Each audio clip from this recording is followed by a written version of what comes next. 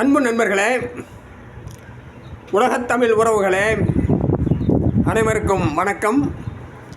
இது மின்னல் கலைக்கூடம் வழங்கும் தமிழ் மூலம் இந்தி கற்போம் பாடம் 33.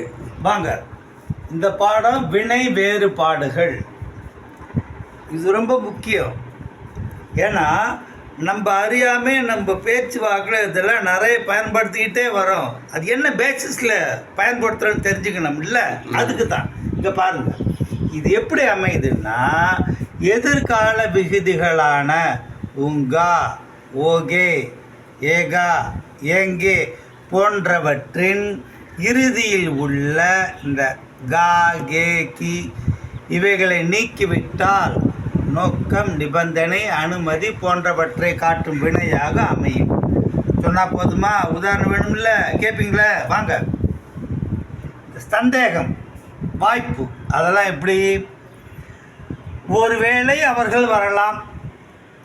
ஷாயத் வே ஆயேங், அதான் ஆயேங்கே, அந்த கே கட் பண்ணிட்டோம் பாருங்க. ஷாயத் வே ஆயேங், ஒருவேளை அவர்கள் வரலாம். நீங்கள் விரைவில் குணமடைவீர்களாக. ஆப் ஜல்தி டீக் ஹோ ஜாயேங், ஜாயேங்கே, அந்த கேயை கட் பண்ணிட்டோம். ஆப் ஜல்தி டீக் ஹோ ஜாயேங், கட்டளை, தாங்கள் அங்கே போகாதீர்கள். ஆப் வஹாங் ந ஜாயேங், ந ஜாயேங்கே, அதான் ஜாயேங். அனுமதி, அது பாருங்க. மைம் கர் ஜாவும், மைம் கர் ஜாவுங்கா அப்படின்னு நான் வீட்டுக்கு போவேன். மைம் கர் ஜாவும், நான் போகலாமா அப்படின்னு கேட்குறோம். அது அனுமதிக்கு. நிபந்தனை, அது எப்படி? சாஹே தோ டாக்டர் பன் சக்தா ஹை, அவன் விரும்பினால் டாக்டர் ஆக முடியும். இதெல்லாம் ஒன்றுமே கிடையாதுங்க ஐயா. இந்த ஃபண்டமெண்டலை புரிஞ்சுக்கிட்டீங்கன்னு வச்சுக்கிங்களேன், இதை வச்சு நம்ம நிறைய வார்த்தை சுயமாக எழுதலாம்.